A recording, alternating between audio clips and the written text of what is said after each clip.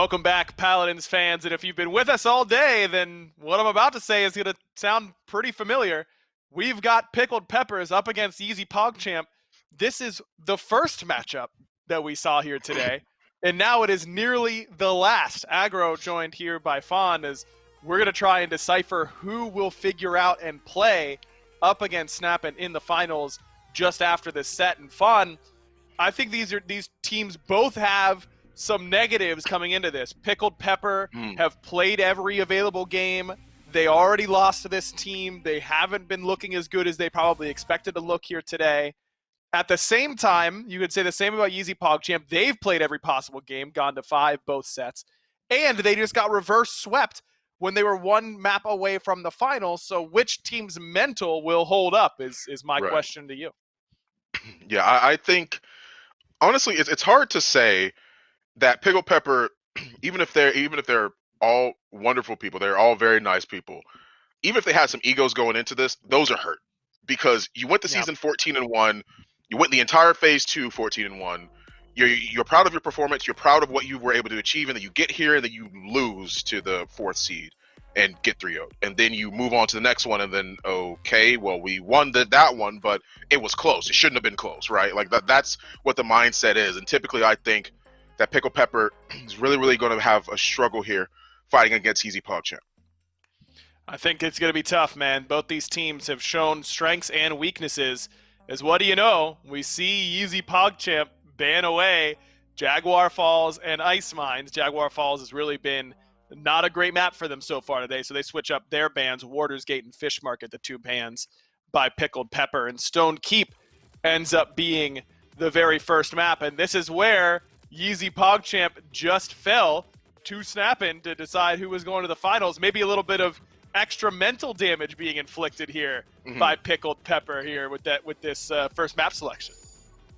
Yeah, back when I was playing some games in collegiate esports, we would always say that said game that we're playing is a mental game. Always. It's always a mental game. If your mental is deteriorating after playing these super, super long sets, then you have a situation where now you have to hold strong, because now this is when it matters. You're fighting to try and make it to that top, to fight out of the lower winners bracket, to see if you can actually win the world championship here in the North American region. So I don't know, man. Pickled Pepper have their work cut out for them, and I wonder if this is just like a redraft of the Sky. If YeezyPogChamp feel like they could just pull that out again, and Pickled Pepper would just get destroyed by it. And not banned this time around, as double supports banned away instead by Pickled Pepper. Genos and Corvus, the 2 bans there, and that forces YeezyPogChamp's hand a little bit. They don't want to give up that 3rd support up, and so they ban away the IO. Leaves open Terminus, which was not the first champion that I was going to come to mind too, but certainly one that has been pretty successful, can work on Stone Keep for sure. But Khan, Makoa, Grover, who has been really important today, and Sky all left open, and YeezyPogChamp wastes no time at all. They went, oh, okay. We see who we're fighting against once again. They clearly don't know how to fight against this. Let's just draft it. And I love it. I love the fact that they want to go back to the Sky once again, just melt down some of those tanks, make it hard for Terminus. They may not be going Debilitate, but the Cloak and Daggers, or the Smoke and Daggers, excuse me, is enough to keep everyone sustained and alive. Vivian does even better when she has a situation where she can rely on technically 2 healers, because that's what Sky's main prerogative is going to be on this team. But Makoa's picked up on the side of Pickled Pepper, and I think that's absolutely great. Tyra locked in.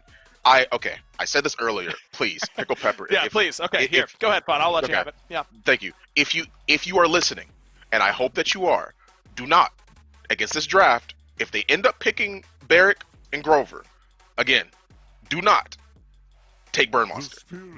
That is, they have the Grover. There's one of them already. If they end up taking the Barrick or any sort of front line tank whose name starts with B, it's going to be Khan. Okay, so now Burn Monster. Okay, so now Burn Monster is more viable. Okay, so it's not as bad as before. So Pickled Pepper, they have a chance with their draft so far. Okay, so you're okay if Burn Monster. I just want to make sure you're going to be good with this, Fawn. If Burn Monster comes out, everything's okay still. Okay, just making sure. right. Yeah, against this one. Maldamba and Lex round out the draft here for Pickled Pepper. They've got plenty of frontline, and Maldamba's a healer that we haven't seen a whole lot of so far today, as Kanessa is the final pick for YeezyPogChamp. Who do you think gets off to a good start here, Fawn?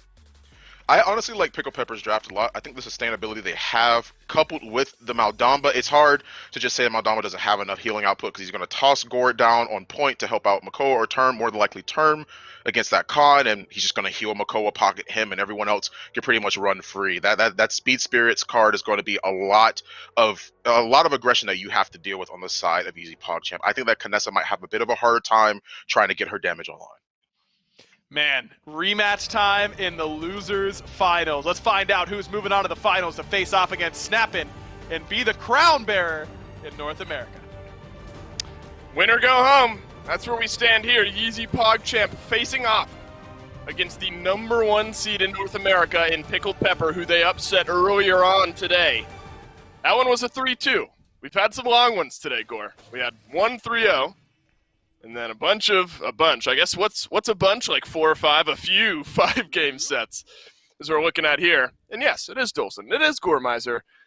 And Gore, this one could be a fantastic one to watch. Should be, if these two teams bring what we saw earlier today. I mean, give us the same effort that they had last time. YeezyPogChamp did it once. Theoretically, they can do it again. In fact, Dave, they stripped away the Jag Falls. That's actually one of my favorite things that they could have done just to adjust to this one, something they haven't been doing too hot on so far. And so I like that adjustment from them. But Stonekeep didn't treat them well last time on their last map. We'll see. Legacy and crew have a different option in mind for them this time around as well.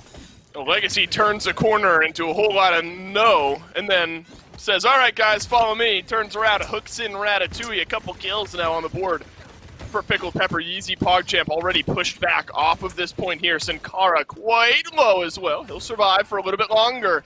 But Pickled Pepper, they have the positioning, and they have the zone. They've also got 81%. I mean, just sitting on it. I mean, they're comfortable. Look, he's pulled up a lazy boy. He's got his chips and some popcorn next to him. He is coasting here if you're wonderful. And being able to get aggressive. This is an unfortunate matchup, I think, for the con more than anything. Wonderful has enough, especially with a Makoa behind him, to back off, get healed, come back in. And controlling this objective it seems to be easy for Pickled Pepper. Emmett Payne tallies a couple of kills in this mid-fight before finally falling to Ball and Barry there. Will Ratatouille survive? It's a question of the hour. No is the answer. Skeppy will lock down the kill on the Sky. Finally, unfortunate root and then some long-range damage. Support on support crime there. Ball and Barry is the one who ends up picking up the kill. And, you know, we've seen, this is the second time now in as many sets as we've seen Kanessa here on Stone Keep. Yeah. I mean, it was wild how Stigma, or Snappin' lived and died by Stigma's ability to not immediately die in those mid-fights. Yep. I got to imagine there's going to be more of the same here for YeezyPogChamp. It's so essential when you have a sniper on this map. I mean, paired with a Sky and a Vivian, maybe it's not as stringent on this Kanessa doing incredibly well, but, I mean, look at it. Like, she's a sniper, she does a ton of damage. One headshot can be the difference of a team fight, right? Just being able to find it. It leaves Payne here incredibly low and sets it up for an easy kill, right? That's the glory of the Kanessa or Strix on the maps like Stone Keep when you're able to make it work. It is just the cleanup for your flanks to come through. Once again, kind of helping prove the point when the point needs to be made, just putting them down. And Yato Acosta has been incredible in their performance so far today. I mean, on things like the Andrew, now on this Kanessa, a lot of variety that has come through and flanks to snipers. But being able to make them all look good, it has been important for them, specifically for YeezyPogChamp, to have these good performances or else it all falls apart. I mean, remember how pivotal this Sky was in the upset earlier on today for YeezyPogChamp against Pickled Pepper. So you're hoping, if you're Pickled Pepper, one of their fans, is that they've adapted to some of that play style and know what they're getting themselves into going up against YeezyPogChamp here. This is going to be a difficult line to break, though. You look at Pickled Pepper's draft and definitely have the ability to do it, but those Sentinels right there, excellent point to make. You're fighting into high ground with line of sight breaks. Looks like Mwadak actually didn't really want to take that fight. Going to back himself away, realizing that his time is maybe better spent elsewhere. With 15 seconds left, Pickled Pepper will continue to inch in this payload. I mean, like you said, inch in, though. You're hitting this archway. This is the notoriously difficult portion of Stone Keep to break through because it's such a little chokehold on the other side. So for YeezyPogChamp, this should be a pretty easy spot to hold on to, especially if they can burn down one tank. That's already going to make this pretty easy for them. Look out for maybe some of these ultimates to swing out on either side. Ratatouille, the only one to go down on the defensive end, so things looking good at the moment for YeezyPogChamp to tie up this game, and they sure will. 7 and an 8 streak burning away for Knessa and Grover, respectively. I think smart really there from both teams outside of those Sentinels to hold on to all of their ultimates. Yep. What a weird kind of way things broke down there, Gore, where all of the kills and the streaks seemed to be in favor of YeezyPogChamp, but they're the ones who lost that mid-fight. I think that just shows you how kind of quiet things were to start off that game. Yeah, their defense definitely starting to pick up, and specifically all around this Knessa, right? That 7 streak that's burning forward, a lot of damage that just comes out of what felt like nowhere for her. A lot of headshots, all of a sudden connecting, really, really clicking.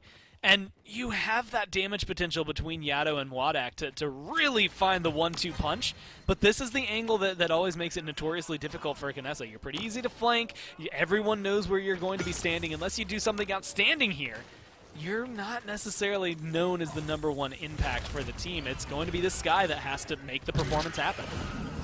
Ratatouille's going to toss down the time bomb. Dread Serpent luckily will be stealthed out, otherwise Ratatouille might have been feeling a little bit nervous. Yato Acosta from the backline snipes down wonderful. Reanimate was there, Reanimate not used. Pickled Pepper realizing they're playing with house money here. 36% to just now 15 for YeezyPogChamp. No need to throw out that ultimate just yet. A little bit more action, a little bit more tug, or push and pull rather, than what we saw in mid-fight #1. Wonderful rejoins the fray here, but eats about half of his health bar in doing so. Ball and Berry going to try to continue what we saw from Bones in our previous set. The ability of Grover to impact the game on almost every single level, I don't think can be understated.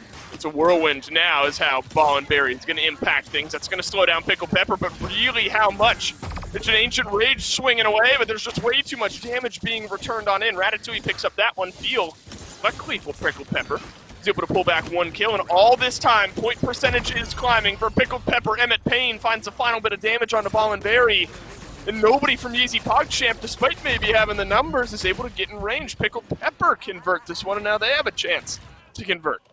And realistically, that's the second time they've done that. I mean, very similar to how the first point felt. It was, okay, YeezyPogChamp have the numbers, and they didn't step on the point in time. They just weren't able to quite get that foot in there. Too many carries around, not enough frontliners. That's always the downside when you run something like a triple DPS. You have the numbers to overwhelm the health bars on Pickled Pepper. Not quite the same staying power that they're going to have between the Terminus and the Makoa.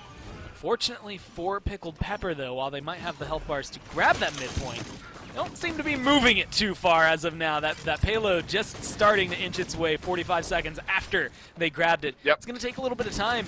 And look, you know, Dave, I've been looking at it. I've seen a lot of good plays from Makoa. I've seen a lot of good plays from Terminus. I mean, Feel, artist formerly known as Shu, lurking great on this Moldamba.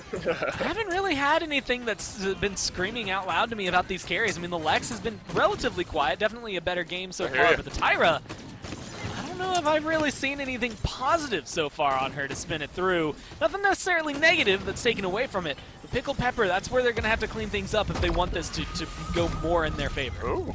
Emmett Payne slides back to the side. Thought that maybe the execute there would assist in finding a kill. It did not. How about the hook here? Dread Serpent sent on back in. Sin Cara eats that one. Battle Shout will keep him alive, but only for a little bit longer. Yato Acosta now burning away at a 12 streak.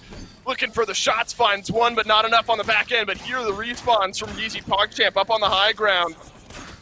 The champions rolling back onto the battlefield, and that's enough to force Pickled Pepper to slither on away. Mwadak had flanked his way in behind Wonderful. Ratatouille assists on the kill there, and Mwadak survives somehow. That's a big win for YeezyPogChamp and pushing back the Pickled Pepper offense. They survive, they get the kills, they push them back, and you're 92% on your Sentinels. You're looking pretty solid if you're Vivian here. Your shield's on cooldown, or off cooldown, so you have that ready for you whenever you need it. And like I said, with those Sentinels soon, you're going to be able to find a lot of burst damage, which is going to cause a lot of trouble in this open courtyard for anybody on Pickled Pepper, who's going to just be trying to stand there and push it forward, but no one's defending it as of right now, and they lost their con. Yeah, this looks brutal now to try to defend if you're YeezyPogChamp. Whirlwind gets used. You have to send down some of your carries, and YeezyPogChamp won't be able to do so. Finally, the streak of Yato Acosta will come to an end as well. Pickled Pepper go up 3-1.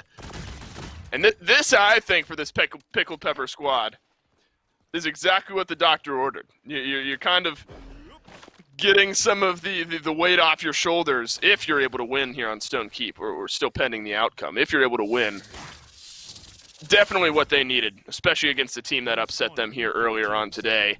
I think you're right, though, Gore. If you're looking at Skeppy, I mean, 1-3-8, second highest on the damage charts, but just hasn't had the same swinging power I don't think that Emmett Payne has had. It's been a bit of a quiet game. I actually think it's really interesting because when I'm thinking of all the kills right now, trying to just flashback in my mind, YeezyPogChamp are the ones that I'm seeing the flashy plays from, right? The ones that are getting the more interesting kills, the more what feel like impactful kills. But they're down 3-1. Pickled Pepper, I mean, it was 10-4 there for Payne, and that's huge for them. Reanimate here available, as well as that Lexecute being on top. It just means that I think it's going to continue in their favor. They're already up 51-0. And this time the Reanimate does get used, but it looks like Wonderful takes a tumble shortly after there anyway, so unfortunate second life this time, I suppose. YeezyPogChamp with that one-man advantage, able to work their way in, right back onto the point here. Pickled Pepper still lurking back onto the high ground. Just going to take one hook, maybe a Dread Serpent, that's what he's looking for. This one's got 3. Goodbye, Mwadak. YeezyPogChamp walk right into this one. Big ultimate. But it's still YeezyPogChamp that are finding the kills. Pickled Pepper, they are crumbling here. You think the setup is there, you think it's perfect, but it's anything but. YeezyPogChamp have won the mid, and now they're pushing to tie. Now comeback mechanic gets them the mid incredibly fast, but now that payload is off to a good start. Again, you have 2.5 minutes to do so and try to get this thing converted, but anytime you can carry that momentum from the mid-fight to at least the beginning portion of this means you have a lot of room to work with. They aren't quite aggressive enough to lock Pickled Pepper away inside their base. They're still going to have to deal with the courtyard, the archway, that is the choke point. Once you get Yato Acosta into a good position, this is where Kinessa, this is where the snipers as a whole just start to shine, because this angle that he's about to take will show you the nice long lines of sight no one else is going to be able to contend with, and he gets perfect vision onto some of the key areas that Pickled Pepper are going to be looking to defend from. Yato is just hoping a gourd might stick its way out from behind those boxes there. Unable to find that advantage, though. Kinessa's been largely out of this fight. Was looking for the angles, but didn't necessarily find them. In the meantime, Pickled Pepper are going to whittle away some of those final health bars. So Yato Acosta, realizing there's no fight to win, will teleport up and over the top, back to the rest of his team. 5 streaks still in tow. And it's the mitigation of that Kinessa at times has given Pickled Pepper their best opportunities here in this game. But, Gore, it's going to be tough when you don't have, I mean, it's all on Yato Acosta's positioning, right? I mean, you don't have any of this kind of consistent backline dive outside of maybe the Lex. And as long as the hooks aren't going to be hitting, Yato Acosta's probably feeling pretty safe. Yeah, so far, I mean, not a lot of pressure onto the Kinessa. Every now and then a stray bullet might find its way back there, but no one's been doing it often enough. Like you said, you're not really too stressed out about it this time around. Even now, you've got a nice little pillow, some cushioning between you and the threats on the other side, but this Terminus making sure that he's making a huge splash. In fact, all of Pickled Pepper really nice shot. And Pickled Pepper find these moments to storm the gates, and this is another one that works out for him. YeezyPogChamp again repelled. These have been interesting fights. There's like these small moments where like YeezyPogChamp decide they kind of want to stick their head around the corner and just see what's going on, and then suddenly everyone from Pickled Pepper collapses and YeezyPogChamp all just die. And it's not this long, drawn-out fighting we sometimes see around this point here on Stone Keep. And so I think Pickled Pepper really a lot to thank for that on the defense, and maybe YeezyPogChamp not quite sure what they want to do on the offense. We will reach overtime here. Skeppy from the high ground is going to be supplying most of the damage. Look out for Yato Acosta and Mwadak. Kinessa's been on the low ground for the majority of the time here on this offensive push. Shield down will allow Skeppy to work himself forward, and a little bit of a safety bubble. Time bomb drops down right by the payload. No kill here. What's Yato Acosta doing up there on the back line? Kinessa goes down as Skeppy turns around and gets a free kill there. Burning away a Sin Cara.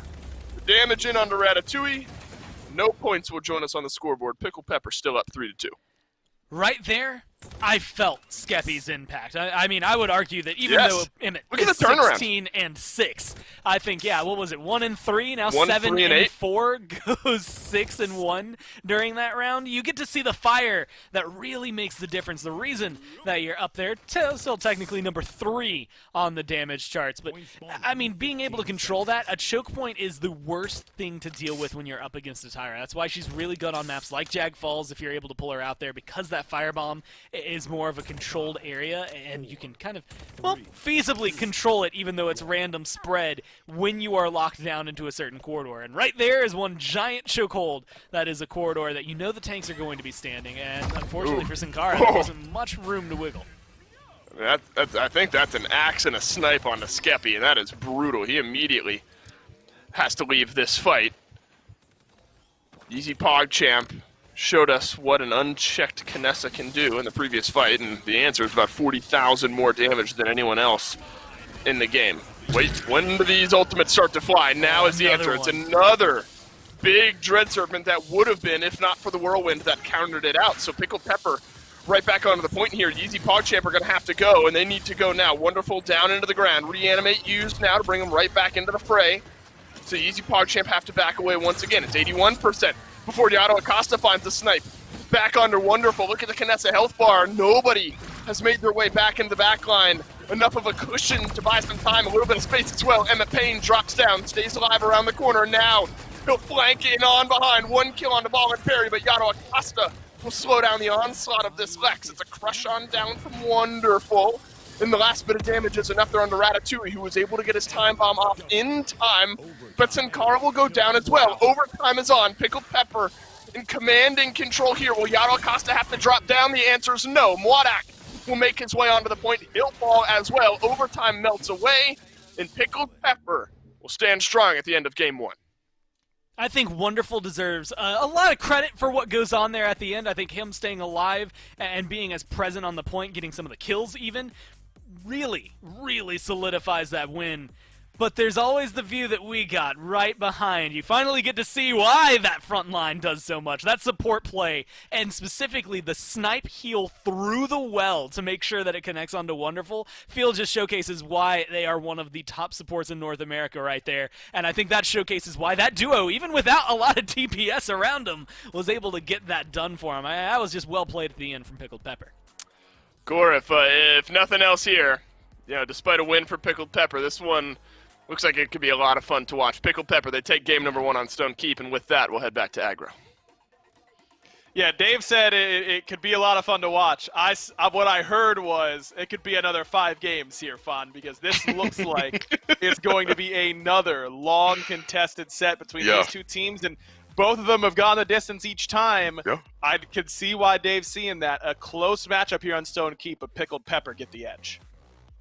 Yeah, and I think that's what's so interesting is the fact that we saw Pickled Pepper sort of struggle against YeezyPogChamp earlier in the set. We even saw the fact they felt like the Sky could have been the potential that they wanted to bring it out once again to see if they could put a stop to the rain to Pickled Pepper's seemingly almost uncounterable ability to not fight against that Sky.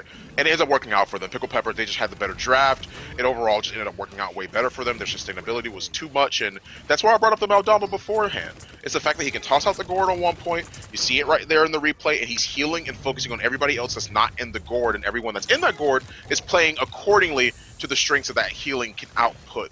And it makes it so much harder on the side of YeezyPogChamp to sort of break through that ability to spread out heal so consistently. Now, don't get me wrong, Grover can do the same thing, but in a situation where you might need that immediate CC, that Dread Serpent's going to come into play, you have the stun on the reload, you have the snake bite. I overall think that they just may have had the better draft in the long run. The sustainability they had was way too much for a solo tank Khan to have to deal with. I mean, come on, Terminus, Makoa, there's no way. Emmett Payne puts up dummy numbers in this one, Yes, nearly huge hitting numbers. 300 credits per minute numbers, which is pretty obscene. Over 100k damage for him. Now on the other side, Yato had a really good scoreline on the Kinessa, but ultimately not quite enough on getting the job done. You look at Wonderful with 208 objective time there, definitely doing his job on that Terminus, and a pretty close matchup. I do think it's noteworthy though that we saw Pickled Pepper let the Sky go through, and they found a way to beat it this time around. They did not beat it in set number 1 when these two teams first played. We'll see if they can continue that as we move into map number 2, which will be Ascension Peak. And this is where we first saw the YeezyPogChamp that we've come to almost expect today, the team that has looked really, really strong. This is where they kicked it off again, up against Pickled Pepper, was here on Ascension Peak. Exactly. and it sort of seemed like things weren't quite going maybe the way that they could have expected it to. YeezyPogChamp, they're like, oh, okay, well, I guess the Sky just doesn't play out how we may have planned it to, but all that does is put more focus on the frontliners, the Terminus, the Makoa. Too strong of picks. I'm still a big advocate of banning the Terminus, banning the IO. Just forego the other DPS, let the other team ban what they want to. And of course you have to adjust what characters you ban according to the opposite side. They may want something that your ban can stop. But even still, I think with YPC, okay, YeezyPogChamp being here on their side being first pick, that they can get rid of the IO. And I genuinely hope it's also the Terminus, because they can deal with the ROM. We've seen ROM be shut down today multiple times, and I don't think he warrants being in that ban column as much as some of these other characters do. There are plenty of counters that can stop him, and they're, hey, already on point. IO, Terminus, they're going to be in the ban column. I'm a big fan of that. I love YPC doing that. He's locked in, ladies and gentlemen. Listen to Fawn. He's got everything already planned out as Torvald and Genos taken away. Rom is open, as is Khan, as is Makoa, as is Sky. That's what I was just about to say. Okay. I wonder if they're going to be willing to first pick it. Number 1 overall, YeezyPogChamp. And you know what? I've got respect for a team that's willing to say, this is our strategy, and we think it's good enough. And whether it is or it isn't, we will win or lose, but we're sticking to our strategy, and they've done that so far with this Sky. Yeah, and I sort of agree with that, but also not really. The thing that's making it more so on the not really side is the fact that Sky wasn't able to quite do the numbers that she was doing before. So she has the sustainability and healing, but what you have to keep in mind that both Maldamba and Sky can do is the fact that when they toss out that gourd or they toss out that smoke screen, that now becomes you have to stand here. Otherwise, you're not getting anything, right? So that means that the more they're going to be grouped up, the harder it's going to be to sort of spread out and get better angles on positions. And that means that people that they may send off on the side, either left or right, it's by the well or by danger, if anything, going to have a way harder time holding that down on their own. They have to probably lock in another healer like before. Can't just rely on Sky for everything. The Corvus Vivian is already a great sustainable comp, so they have to be able to fight back against what Pickled Pepper are doing right now. Feeling like we could see that Grover once again. That's usually been the pairing, is Sky with Grover, two off support, so to speak. Characters that can deal good DPS and good enough sustain on the back end as well. But Khan Makoa makes a pretty staunch frontline already for YeezyPogChamp. They prioritize 2 frontliners, and I'm surprised that Pickled Pepper don't, because that has been the story of today, not just in this set, but in multiple sets across all of North America, that getting your tanks early has been a heavy prioritization. We've seen a lot of Barrack, so it's not like Pickled Pepper is up a creek now, as they've got Inara and Barrack to go to. They choose to go with the Inara, but giving up both the Khan and the Makoa is a little bit surprising to me, Fawn. Yeah, I agree with that, but we also see the Inara here once again. Pickled Pepper, I love Pickled Pepper's draft so far right now. I mean, Corvus going to take that spreading influence. He's probably going to mark the Vivian, the Tyra, and for those of you that still don't know, there is a little bit of tech. If you manage to actually put the Corvus mark on someone around the last few seconds of it almost coming off cooldown, it actually reduces more of that cooldown, so you sort of have it back almost instantly. It increases his output by leaps and bounds, and that's exactly what this team sort of can offer and play around. Corvus provides so much healing and sustainability to the team it is that he's on, and locking in that Lex finally, I think this is great. I think if you're going to solo tank, I think you're going to do it with Inara. I don't think you can really pull it off with many other tanks, so I'm loving Pickled Pepper's draft right now.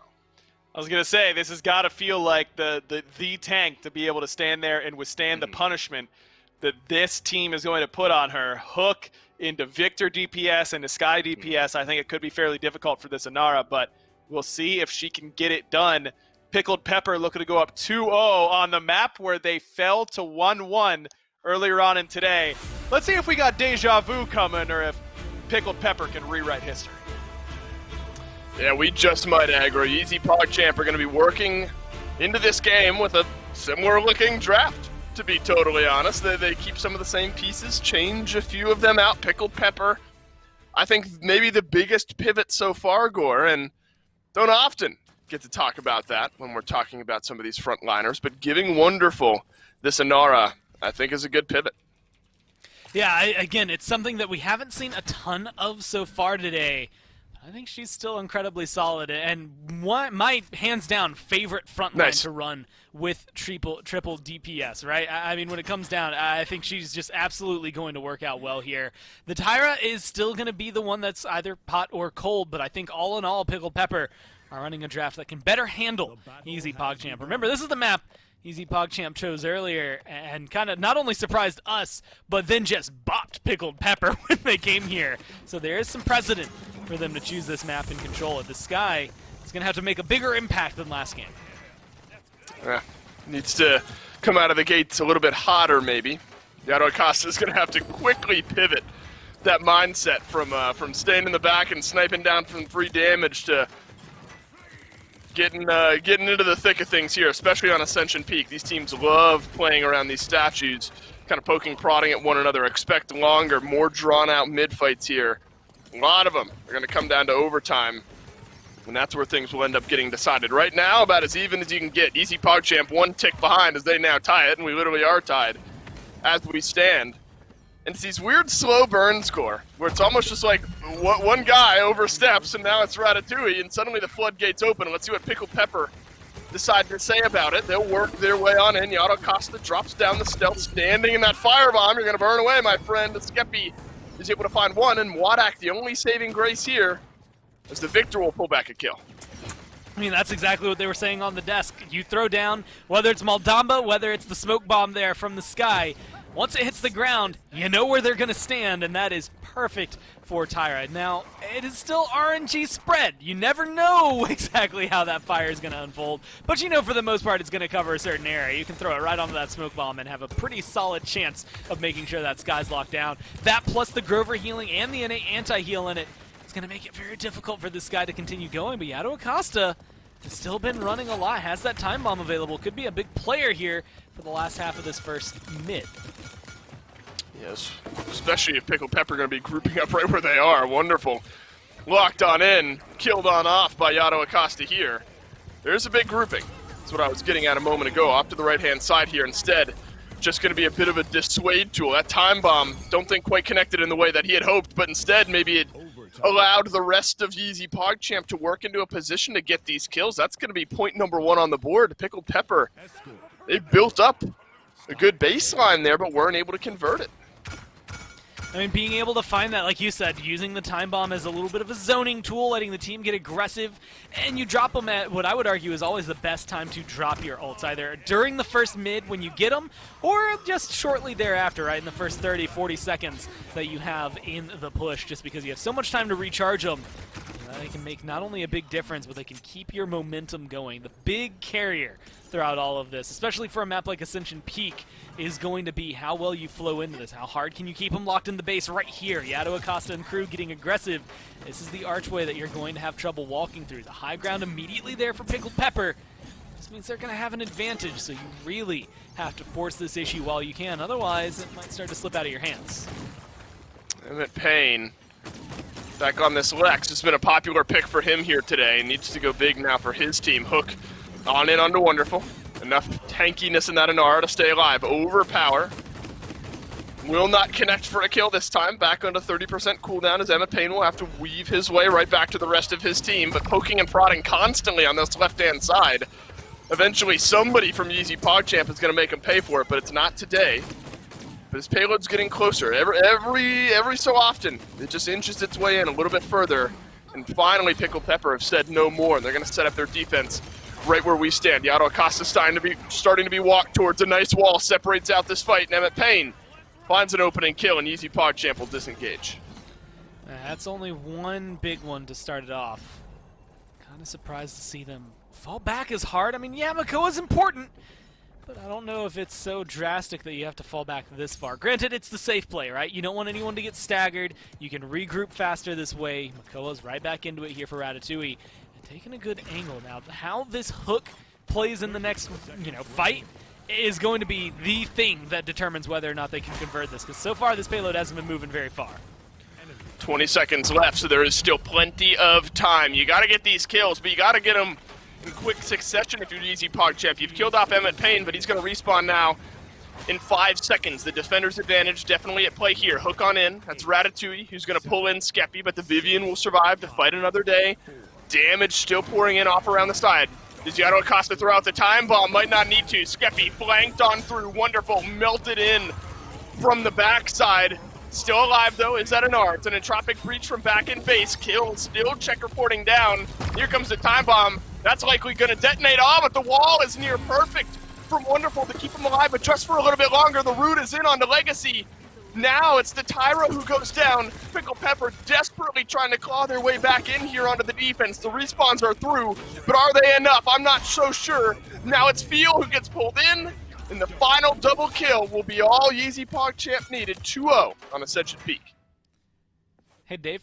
I remember why we were banning Sky again. By the way, like, I kind of forgot for a little bit. Didn't necessarily do too much last game, and I think that gave Pickled Pepper maybe a little much too relaxation in letting it through. 6-1-4 right now for YeezyPogChamp. Not too far behind. 4-1-5 from Wadak. It's very difficult, I think, with this team on these two damage carries to make that big splash. Yes, there's some counters on the other side, but Pickled Pepper just showcased that they don't quite have those every single time. It's not necessarily a true counter that is always going to win you the matchup. It's an occasional counter that will sometimes win you that matchup. And sometimes it feels good, but unfortunately it still led to a 2-0 in favor of YeezyPogChamp. Pickled Pepper have a lot more work cut out for them to try and get this map to turn right back around. A 2-0 lead in this set would be crucial for them, would be amazing to make sure you try and coast to the future. Whereas YeezyPogChamp right now, they're on a path for victory. Oh man, things suddenly become a whole lot clearer for YeezyPogChamp and how they want to win this mid. Double barrage kill, and then YeezyPogChamp adds one more. It's exactly what we saw in mid-fight number 1. Except it was somebody from Pickled Pepper overextending a bit. It was wonderful, and the rest of the mid-fight rolled from there. Emmett Payne, good eyes there by Doug, in on behind. The rest of this YeezyPogChamp team, he's going to reveal himself here, though. Won't actually find literally any damage, I don't think, so he'll have to slide his way back to the rest of his team. Interesting positioning, though. Might force YeezyPogChamp to think twice about where they're going to put themselves. 80% on the point for them. Overpower does not connect for a pull this time around. So everyone from Pickled Pepper will survive for the time being. It seems like we're barreling our way towards another stalemate. I mean, being able to, again, kind of immovable objects meet unstoppable force, but at the same time, I've seen what this guy can do. The unadulterated damage that goes into the tanks is too much, and just chasing down Wonderful, giving him a rough time. This is exactly what Yato was doing at the end of last round to make things so good, but he goes down. That's big damage from the entropic breach, and it's enough for one kill, but YeezyPogChamp will take one with them. Suddenly, YeezyPogChamp have pushed down on the gas just ever so slightly. Legacy will not survive. Sankara, a couple of kills here. Overtime is on, and it is melting away, and YeezyPogChamp are the ones standing on the mid as the dust settles. 8.5 minutes into this game, and it is YeezyPogChamp 1 point away from tying up the set. I mean, they ran this one as far as they could last time around. I have no doubts in my mind. They're at least going to get some good distance here in the initial push. It is the latter half. Once you hit that chokehold, how you break through. It's the adjustments from Pickled Pepper that need to happen more than anything. YeezyPogChamp played it perfectly. They got aggressive. They put Yato right behind a tank, gave him shielding, and made things smooth for all of them. Here, you get a nice seismic crash. You get some kills coming up for Pickled Pepper.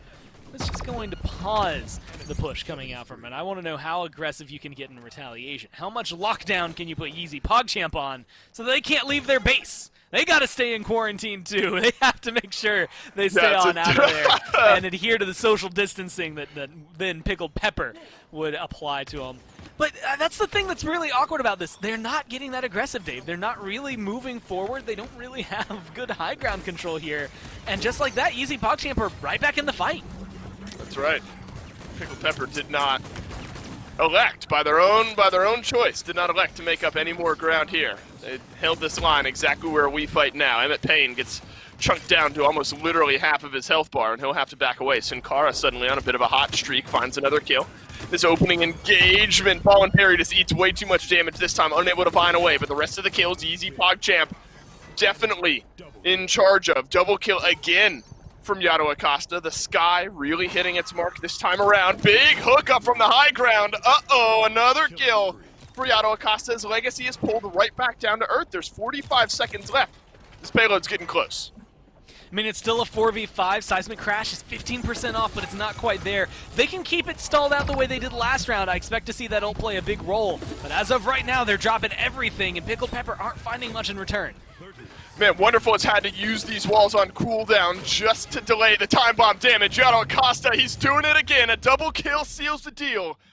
And YeezyPogChamp tie up this set. Stand here at a 1-1 going into game 3. Not necessarily what I expected. Again, after game 1, I was a little more I was ready to shrug off, much like Pickled Pepper. Say the Sky, yeah, cool, it was impressive earlier, just doesn't seem to be hitting as hard a few hours later. And Yato Acosta decided to remind everybody why that Sky was getting banned, why it cost Pickled Pepper their ban, why it was getting banned by Snappin throughout that entire set. It was stellar that time, and I have to say, going against this team, I think I want to start banning Ascension Peak. They seem to have it in their pocket. Yeah, ban Sky, ban Ascension Peak. It might not matter, Gore. I mean, that literally is if YeezyPogChamp make it to the finals, that's then something that Snappin need to consider. But if YeezyPogChamp lose this set, they'll be thinking about it till the next time they're able to play. Game 2 in the books. We are tied up at 1. Back to aggro we go. Nice, fellas. I mean, game 1 and a set between these two teams. It's a Pickled Pepper victory. Then game 2, we go to Ascension Peak. And wow, YeezyPogChamp, the 4th seed, wins. Fun. This is unprecedented. Unless, of course, you count the earlier set where this exact same thing happened. Right, exactly. The exact same two teams. History repeats itself here, Fawn. Ascension Peak has been a pretty good map for this YeezyPogChamp squad. Yeah, I'm definitely glad you mentioned that because that's something I was absolutely going to go over. I mean, this happened before, earlier, literally a while ago, where they end up getting to Ascension Peak and they hit their stride. Pickled Pepper lose on the same map once again, and the Sky proves to be a force still to be reckoned with, that it seems like it is problematic for them to sort of try and break down. Her movement speed, unparalleled. She's able to rotate from one target to the next, and it's hard to catch her. She's always been that sort of snowball-y kind of character. She's going to get that kill, move on to the next one. She gets more movement speed based off of those kills and those eliminations as well. So she's just going to keep zooming. It just doesn't matter what happens from that point on. And you see that in the slash line, 13 and 3, excuse me. We got Acosta with 6 assists. And everyone else 8 and 2, 2 and 2, 3 and 3, 4 and 3. I mean, you don't get much better than that. Wonderful had a bit of a rough game on the Inara, but I think that's more so due to the solo tanking potential and not necessarily the character itself. Because we saw YPC lose multiple times off of solo tank. And Inara, sure, she may be able to take a lot of damage because you see she took 138,000, but even still, that's not. You don't want a solo tank if you can help it. I don't think Corvus is the type of healer that provides solo tanking compositions. He provides the survivability and sustainability, but I don't think he's going to be able to keep up 3 DPS. It doesn't complement them. That's why you typically see triple DPS, with the Genos. Even if you do have the Inara being boosted by the Genos, it's not going to heal her a lot, but that's not the focus. The focus is a 3 DPS anyway. Right. It was not an option there for that Inara to stay up on the point as long as she would like. As we head to the Shattered Desert, a map that we've seen a decent amount here so far today, and YeezyPogChamp riding high after a 4-0 victory over Pickled Peppers, but now Peppers have gotten their map pick once again, and they take us to that Shattered Desert. I think it's worth noting that we saw the Corvus be the solo healer up against this Sky Grover composition. Sky Grover put up more healing combined, though Corvus the most individual healing, of course, but only 16k damage came out of that Corvus last game. 70k plus for the Sky, 40k plus for the Grover. That disparity in damage coming out of your support, I think, is really hard to overlook. So whether Corvus gets valued less moving forward or the Sky continues to be valued highly, something to keep your eye on as we move forward into this set, as Genos once again taken off the board by Pickled Pepper and Torvald, who I don't think we've seen very much of today at all. Maybe 1 or 2 games from him where he's been able to make it through. And there you go. Pickled Pepper decided to take away the Sky once again from YeezyPogChamp. And I think we've sort of seen the meta be shaped based off of this. I mean, seeing the smoke and daggers, it hasn't been used, really. We haven't seen it any time up until this phase. This is when people start bringing out all the tricks. They show the versatility. They show the power of some of these less likely characters to end up being picked. And we've seen Lex more times today than we have most of the entire phase. A lot of these characters are sort of coming out the woodworks. They've definitely worked on their craft here. However, you can't argue that the Makoa is a common pick, and of course they're going to lock that one in. Same thing can be said for the Io on Shattered Desert. A wider map makes it easier for her to set Luna on point, and if they end up winning the engagement, then of course they can't really stall out Luna from capping. They're just going to leave her on the point the entire time, and they're going to go for Inara again. I like it. It's too much sustainability. She lives for so long. And you've got another tank alongside her this time around. You were saying that you thought it was the solo tank nature which made Inara fail there on Ascension Peak. Now you've got another tank beside her in that Makoa. You've got solid DPS backing her up with this Tyra. And you can wait on your support pick. You can go with something like Corvus, or if you want someone more point-oriented, Maldamba has been popping up here and there. Could always go back to the Serpent. As Khan locked in here by YeezyPogChamp, you're looking for most likely something as a flank, and Lex, which you mentioned, a lot more pick rate here today, now going to be locked in once again, but this time by YeezyPogChamp. It's really been Pickled Pepper that seemed to like him a lot. Amit Payne's been playing a ton of him so far today. Yeah, Makoa, Inara, Tyra already looking great, and I figured it was going to be the Corvus to keep everybody alive. Just too much of a consistent healer, provides so much healing output, and the tech it was I mentioned earlier makes it even more so, sort of doubles his potential healing. But Koga, interesting to be able to sort of have this. I mean, it means that they'll have a more sustainable flank. I personally think if YeezyPogChamp are going to lock in anything, it should be Barrack. I think they should lock in another frontliner, or they could potentially lock in D'Androx. They want to go with a triple DPS once. I feel like there's a pattern here. I don't know why they keep locking in the triple DPS with the solo tank Khan. It struggles, and it's going to struggle even more into a Nara Makoa. I'm not liking it so far. It's a rough battle to try and fight against. Even if you have Luna on the point, Khan still struggles into any of those matchups.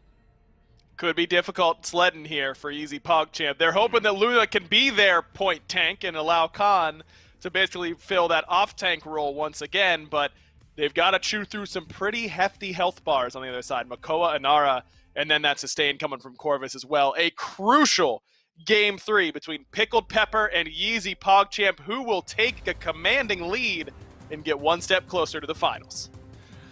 Right back into the action we go. And this one, the most important game of the set so far. I guess it's just kind of a buzzword. I guess literally every game from here on out is the most important game of the set so far. This one that will break the tie. That's an undeniable fact. And YeezyPogChamp and Pickled Pepper will work on Shattered Desert once again. Gore the Desk expressed some concerns maybe around the triple DPS composition built around the solo tank Khan. I do think that the Luna, or the Io rather, with Luna, smooths over some of those issues, but still an interesting point, I think, to look at. It's, and this is what, in my mind, Shattered Desert is a little more equitable to maps like Fish Market, right? When you are trying to draw maybe comparisons, it's one that I think is more paid off for aggression. You want your off-tanks. I think if you paired something like an Io with an Ashe Khan, it's not really outlandish. You don't even need the Ashe, I think, as you highlighted. Having that Luna available to your team essentially fills that role as the tank, so you're not too stressed out about it. And the Khan, I think, it's aggressive. Again, for this, in my eyes, this is not a team that is necessarily relying on Khan's solo tank. This is a team that is relying on Khan fat DPS, right? He is just an extra kind of tankier DPS that can come through and survive throughout all of that. Overpower will be crucial when it comes available and later rounds, but as of right now, at least up front, it is that extra damage that's going to be available to the team. And I think that's going to start to pay out in their favor. This is looking like it could be a good draft, at least in my eyes, for YeezyPogChamp. Like they said on the desk, Pickled Pepper got some big tanks to burn through. That's going to be difficult, even with all the damage they have available to them. We are vibing with some life rip here as well. I saw 4-3 on YeezyPogChamp, 1 over on Pickled Pepper. Not used to seeing that. Unfortunately, the 1 life rip for Amit Payne is not going to do enough to keep them in contention for the point for the time being. Pickled Pepper off to an early start. YeezyPogChamp now fighting back in. Yeah, something that, I mean, for a little bit there was kind of meta on Victor when his, like, main lifesteal got ripped away from him, and people were starting to pick that up to go back and have that same feeling like literally as it came through. It ripped from him, so he'll rip from everybody else. But YeezyPogChamp running it makes me think that this IO is supposed to only focus on maybe having tank Luna and more focus on keeping that going, allowing Khan to have some free reign while everybody else gets the damage done and heals themselves. Well, somebody's got to get on the point now. Pickled Pepper already at 99%. YeezyPogChamp start to work back in. Wonderful. First one down here in this fight. No more dedicated point tank, and Legacy's going to go down as well. Gore, that's maybe all we need to see, and all we will be able to see as we take one more quick pause before we jump back in the game. But where we stand, YeezyPogChamp have killed off both of the tanks for Pickled Pepper. Obviously, we'll find out the thrilling conclusion here in just a moment, but it would seem like YeezyPogChamp are poised for their first point. This is a composition that I expect this to be the way the fight goes every time, right? Overwhelming Force can win them the first one, and then they'll lose dramatically because they don't have any tanks, and then they'll come back and Overwhelming Force win the next one, right? It's all about that displacement, and it's something that's very common with drafts like this where it is just how well were we able to attack this fight, right? I think it could be a very high kill game for both squads just because of the fact that it's a little easier here for Pickled Pepper to kill off YeezyPogChamp, but YeezyPogChamp has so much damage available to him and a lot of control available to him since Io is able to get aggressive with the rest of the squad that it maybe opens up that conversation of a full 5-man collapse onto both of the tanks as they just did. And like you said, for this one, seems like it should be all she wrote with both the tanks going down. I don't really see the turnaround potential for Pickled Pepper. And if you can get this under your belt, I mean, this has been a really shaky map for YeezyPogChamp so far today. This would be a good one to not just win, but really just kind of get their footing under them. Granted, it's on sand, so I guess it's not the best spot to get your footing, but either way, finding themselves ahead in the set would be really good.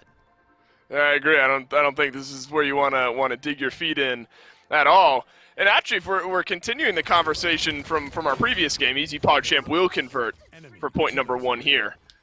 This is now 5 straight points for YeezyPogChamp. I mean, they won 4-0 in our previous map, and now against Pickled Pepper, again, we'll keep saying it, the #1 North American seed, YeezyPogChamp have taken 5 straight points away. It's the momentum, I think, undeniable in its direction. Now, where we've seen teams struggle, Gore, is on some of these pushes today. Obviously, we've seen some conversions, we've seen some stuff on defense, hasn't really been favored one side or the other. But a lot of teams that have gotten maybe too grouped when it starts to rotate around this banana corner here, and something YeezyPogChamp will have to take into consideration the routes they want to take with so many options available.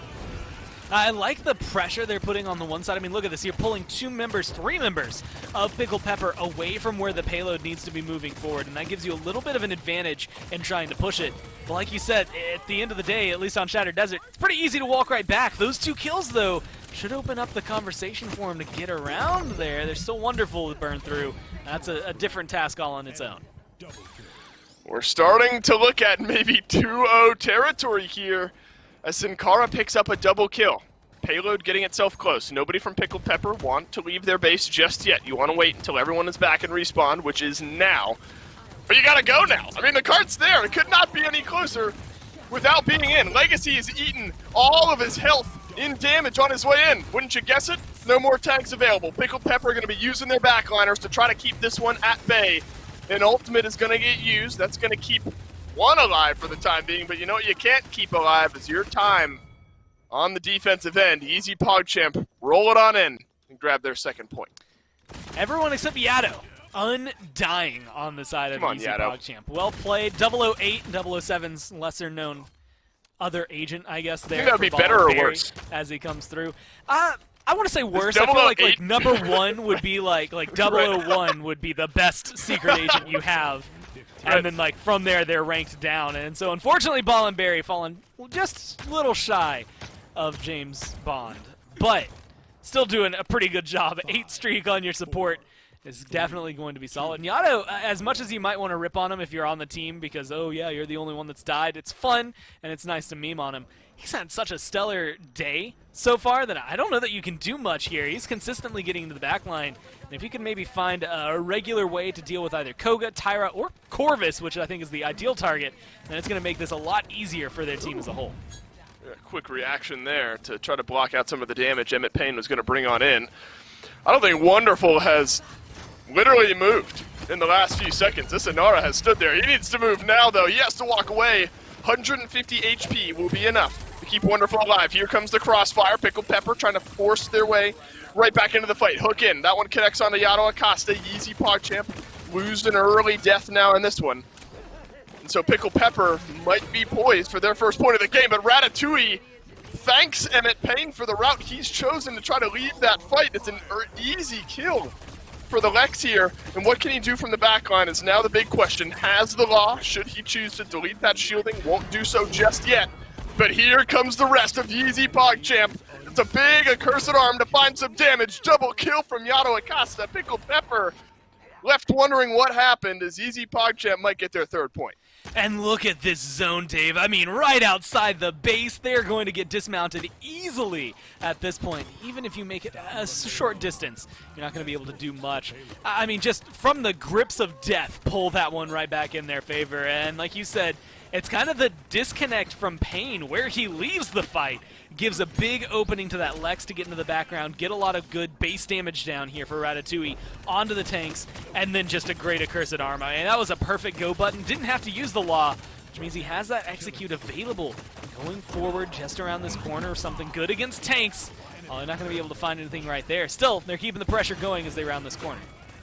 Uh-oh, wow. Things looking dire all of a Get sudden. the payload, Yeah, guys. somebody's got to go back and get the card.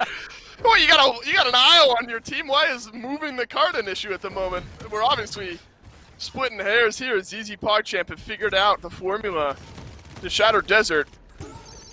Gore, I'm not gonna say it. Actually, yes, I am. I am gonna say it. I can't believe we're potentially knocking on the door of Pickled Pepper going out here against YeezyPogChamp, who would then move on to the finals to face off against Snap and once more. This YeezyPogChamp team has impressed this weekend, regardless of the way that this set turns out. But the cart still has a decent way to go, and it's going to be a little bit more difficult when Skempy finds an opening kill. Crossfire will carry a little bit more weight here as well, and effectively 3 kills for Skempy will stand strong on the defense. Couldn't have come a moment too soon. YeezyPogChamp will have to regroup. Now, I don't know if you can hear it, but the Pickled Pepper cheerleaders on the side are doing the typical be aggressive, be aggressive over there because Yep. get in their face. Do not let them have this ground back. I mean, look how much YeezyPogChamp, they're already 3/4 of the way back to the payload. They have 45 seconds left and 25% of the push to go. I mean, this is perfect for them. Pickled Pepper are giving up way too much ground here, and they don't have the ults to really afford. Even if you defend here, you're down 1 point, and that's already 2 kills. Gore, that could be it for this map. Wonderful. He'll eat an accursed arm. Shell spin on in from Legacy. Look at the respawn timers. It's going to be a Tyra back from base. The front liner still 5 or so seconds away. Cart, come on! Says YeezyPogChamp. It's getting close, but it's not moving fast enough. Wonderful. He'll be back left alive. Is the dismount going to be enough? No, it is not. The wall is there. But Wonderful falls to Yato Acosta. Cart getting close. It's a shield down from Legacy. He's pulled in the con here. Sinkar is able to dash away. 5 seconds left. Luna is going to get mitigated here. Yato Acosta gunned down by Skempy. Legacy, oh no, you gotta be kidding me. The kills were not enough on the defense. I don't know what happened there at the end. All of the kills were for Pickled Pepper. Nobody was in the circle, I guess. I have no idea. I'm thinking we're going on to another mid-fight. But YeezyPogChamp win the game. They go up 2-1. I'm going to have to use everyone's imagination here. Here's the cart, here's Makoa. Makoa dies, and there's the circle of the payload. Everyone's just outside of that otherwise there for Pickled Pepper. I mean, it looks like an otherwise great defense for them. And all it comes down to is being just a smidge outside that circle. Maybe relying too heavily on the tank. Maybe waiting for the Inara just on respawn should be able to touch down. It just seems like a little disconnect. Wow. And you can't afford those in those moments. I mean, look, there's still plenty of Paladins left to play in this set.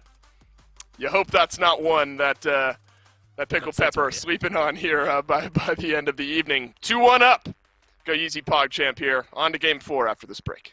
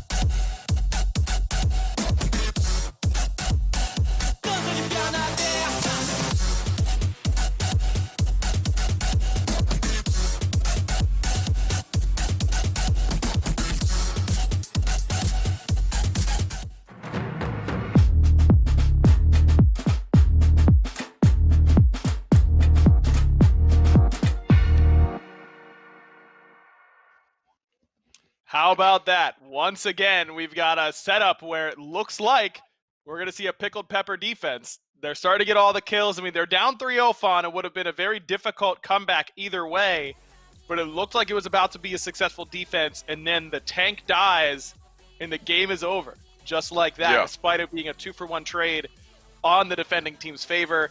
And with that, now we've got a YeezyPogChamp up 2-1, now just one game away from going to the finals. And it's so unfortunate, too, because Pickled Pepper, they were ready to try and contest that, right? I mean, they had Makoa right where they needed him to be. As soon as he died, they weren't expecting the cart to convert that quickly, and so it just ended up pushing in. They got the point, and then that means that they're now up 2-1 against the number 1 seeded team once again. This really is like deja vu. They lost Ascension Peak, and then I believe earlier today we went straight to Shattered Desert, and then they lost again. The same thing as before. I'm not too sure how Pickled Pepper are going to be able to try and make this work for them. And you know what? I guess based off of the YeezyPogChamp winning, I will take my words back. I felt like the Makoa, the Inara with the Corvus would be a little bit too much for Khan and the rest of them to handle. But it seems like they were able to do that pretty consistently. There were a few times where I saw that some of the people on Pickled Pepper were overextending, maybe a little bit too much, getting picked, and it ended up working out more so for the rest of the members on YeezyPogChamp's side, that they were overextending in some cases. So I'm not too sure. I just feel like it overall could have went better. They definitely could have played better on the side of Pickled Pepper, but they just had their number. YeezyPogChamp just had their number. It's worth noting that overall so far here in this set, Pickled Pepper have only won 4 rounds. They won 4 on Stone Keep and got that map, and since then have been shut out 8-0 in rounds since then. YeezyPogChamp, even in a loss, still managed to pick up 2 rounds, and that bears the point now, Fawn, as we head to Splitstone Quarry. I think you have to say the YeezyPogChamp is playing better today than Pickled Peppers. Not only did they win in that initial round, but now they're up 2-1. Pickled Pepper have a lot more work cut out for them than simply righting the ship. This YeezyPogChamp team is playing too well. You can't just leave it all on the feet of, oh, Pickled Pepper, the number 1 seed, isn't playing that well. I just don't think it's that simple anymore. Right, exactly. And I think at this point, if you've been watching, you had any doubts about YeezyPogChamp, this is definitely the time where those doubts are a little bit shaken, if not completely broken up, because of the fact that they're able to once again hold a 2-1 lead against the number 1 seeded team. It starts becoming less of a conversation about Pickle. I 100% agree with you, and more about YeezyPogChamp as a team. They've been ready for this. They've prepared for it. They brought out the Sky, and it's done so well that Pickled Pepper feel like it warrants a ban. So I mean, kudos to YeezyPogChamp for having this under their sleeve the entire time. They want to go with the Con first, though. I wonder will they go for the Con IO again. I mean, it is Splitstone, beautiful map for IO, great map for Con, lost places to retreat to, but they want to get the Con Vivian instead. I mean, that's pretty good so far. Strong frontliner, strong backliner. It's good to be able to free fire into some of those targets like Makoa, like Anar, if they end up going for it again. But IO left open, and that's exactly where Pickled Pepper is going to go. They waste no time picking up the premier support left over. For me, it felt like Corvus has been solidly relegated to 3rd place. Honestly, Fawn, for my, I'm definitely not the Paladins expert like you and the rest of the crew, but I think Grover has looked more effective than Corvus so far today. I'd say that Genos and IO are the clear top 2. And then for me, Grover might even be performing better than the Corvus. I mean, a 36% win rate is not that inspiring across these 11 games. Right.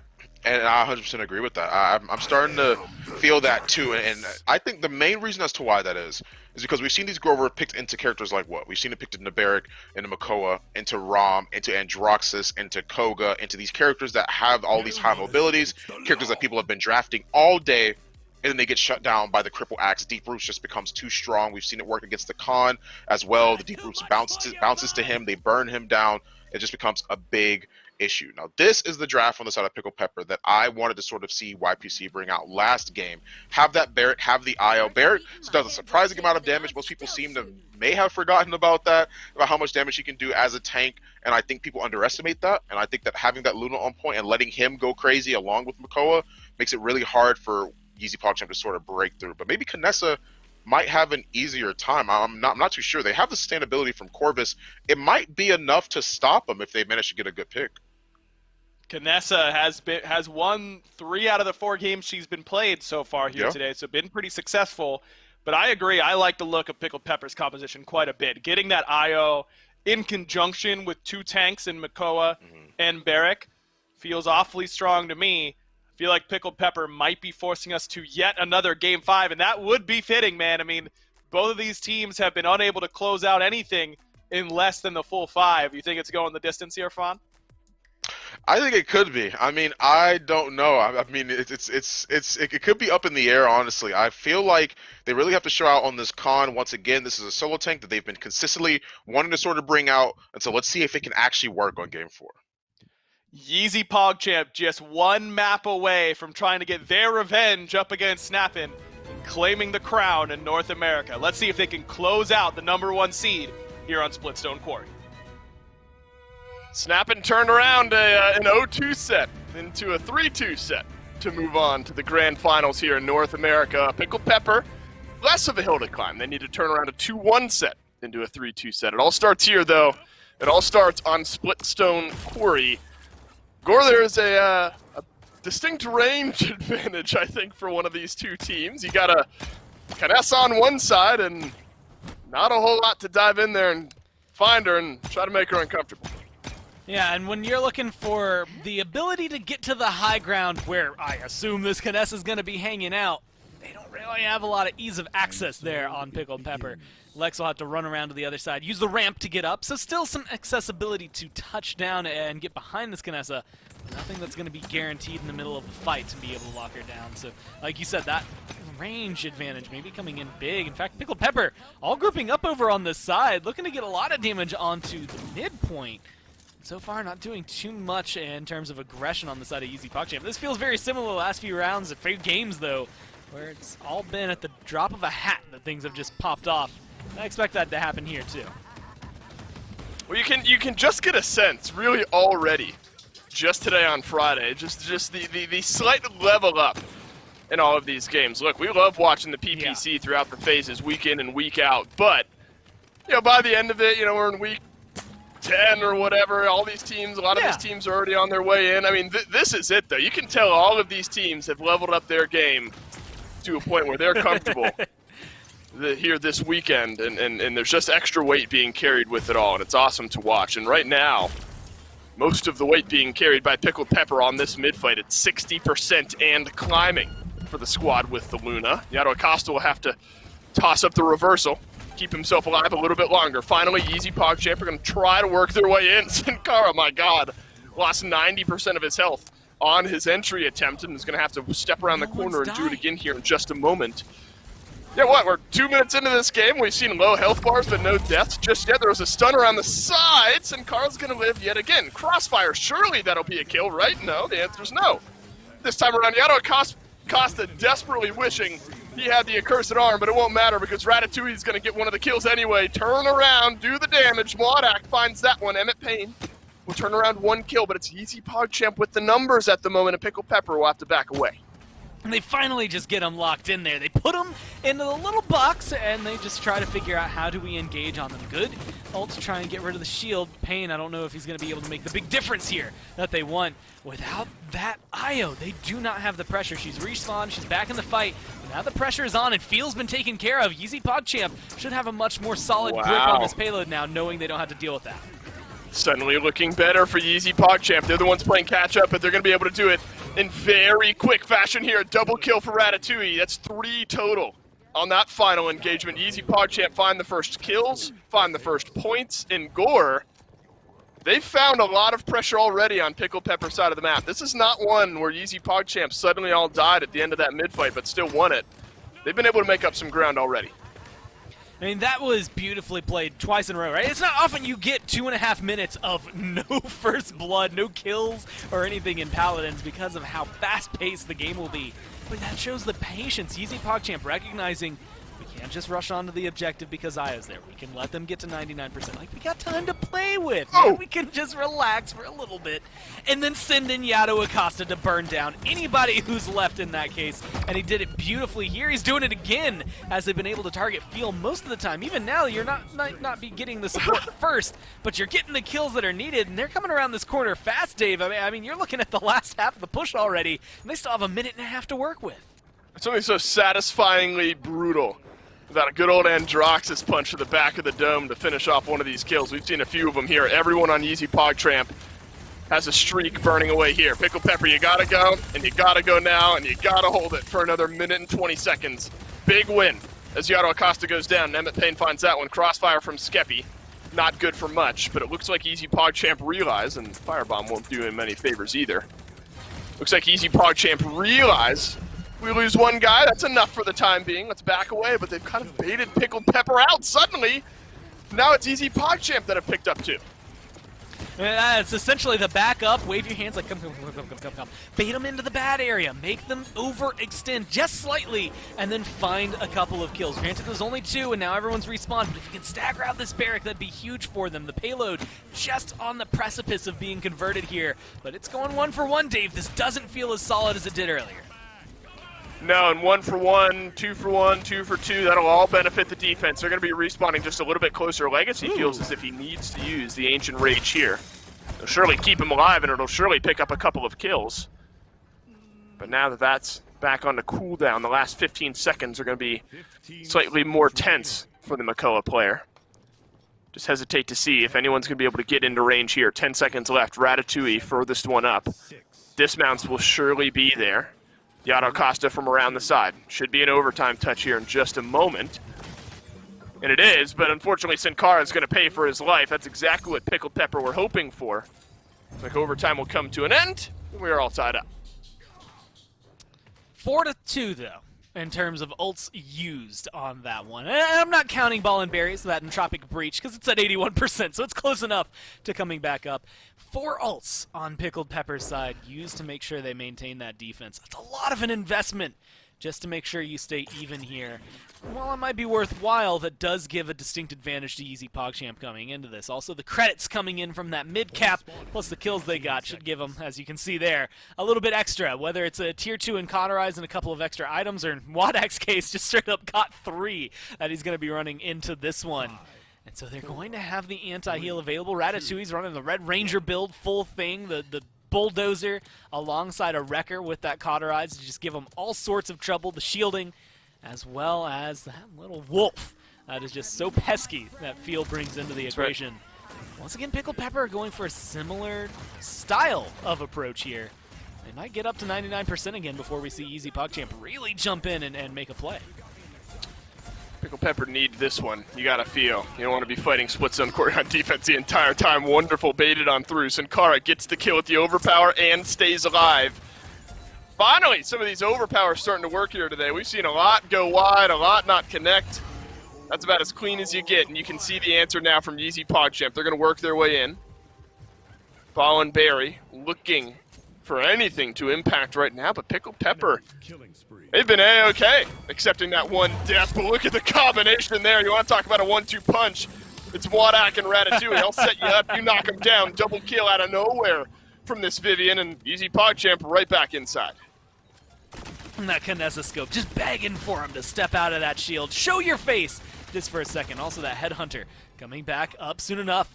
As well, the Accursed Arm going to be available for them at 81% to 36. It's looking like YeezyPogChamp have control of it. They still have to dance carefully around it because of the fire and the presence Pickled Pepper have here. They're definitely in control and driving factor for this mid-fight. Ratatouille has played these angles so well. Interesting how these teams have played this. Both have chosen one side of the point to stand on and group up and then just kind of trade blows back and forth. Wonderful! Will not stay alive. As Ratatouille weaves the damage around the corner. Legacy tumbles as well. Yato Acosta suddenly with a couple of kills. Accursed Arm makes 3. And Drox is going big. The quad will fall into the lava. YeezyPogChamp with their second point. Feel definitely making sure. I mean, it's just to avoid being staggered at that point. But from our perspective, it also seems to be stripping away that quad kill from Yado, who once again on this Andro has been so crucial for YeezyPogChamp today. Earlier against Pickled Pepper, and then now also against Pickled Pepper. Just seems to be stepping up when it's up against the #1 seed. Definitely on, or in the times when it's needed, right? I mean, this is the elimination match. Pickled Pepper lose here, and they are out. The 1 seed is completely eliminated, and YeezyPogChamp get their shot right back at Snappin', who knocked him down here. There's a lot of opportunities for him. Not gonna work that way, though, Payne says. Not this time. They're at least gonna be able to find this. Again, 1.5 minutes left. Seems to be when the first stall comes through. That's definitely a lot of time for YeezyPogChamp to work with. They got a lot of clay to mold here, and they're not too stressed out about it. A lot of this, you feel, has lived and died by Emmett, Payne, and Skeppy. Certainly haven't played poorly today, but hasn't been the same lights-out performance that we've seen from these guys day in and day out throughout the regular phase of the PPC. Skeppy's picked up this Tyra a few times here today as well. Wonder maybe where they feel like some of that value lies. Again, certainly hasn't been horrible, but we've seen what he can do on a variety of picks. So the Tyra definitely raising some question marks. Still not out of this game, though. That very, very close here. But you want to keep this one at bay. You don't want to go on set point already here on Splitstone Quarry. You want a little extra breathing room if possible. Ratatouille on the other side of that Tyra has had a massive game so far. 600 HP will be enough to keep him alive for the time being. And it looks like Pickled Pepper are going to draw the line here. Really good dash, again, keeping everyone alive. Look at this presence. I like where Pickled Pepper are trying to make their hold. Standing up on the high ground. A good hook at the very beginning of this could help just solidify things. You had mentioned it earlier, but the defender's advantage, having that ability to die, respawn, and be so close in proximity to the payload is going to give you that edge up if you get any kills on the YeezyPogChamp. That's in your favor. But for them, they're just charging ultimates. I mean, look at it. 4 of them up. The Sentinel's already deployed, charging back at 32%. This is still going to be beneficial for YeezyPogChamp, even if they don't get the conversion. Be Gone gets used here. It's going to keep Yado Acosta right where he's at. The triple kill will not reoccur, at least on this offensive push. Sin Cara has to use the battle shout. Shield will melt away, and once the Khan has to leave, so do the chances of converting. We are tied up at 2, and I imagine we'll get another look at this big volley of kills here on the mid-fight, and why these teams continue to pick this Androxus, just that sudden pop-off potential. It's just so much that comes through. I mean, Andro, he's the ranked carry. He's the one that has stood true in Paladins for years. Sometimes he's just been that counter to Drogo's people would lock in, and sometimes he's, well, the guy that will literally turn around in your favor. Has that accursed arm, and with the way they've been grouping up, Dave, for Pickled Pepper, that's actually a pretty big detriment. I could see Ball and Barry and Yado just get aggressive, get in there, drop an Entropic Breach on him, and put the accursed arm right down on him. It could absolutely decimate him with that combo. They're taking different paths this time. I think Yado wanted to cut him off, sides. but they're going bleachers. We just switch sides. Both teams are going to stay grouped, but neither team is going to run into one another this time. Still the opportunity for an accursed arm and Entropic Breach to rip on through. They will not, being YeezyPogChamp, combine those 2 ultimates this time. Entropic Breach used, separating underneath the bleachers.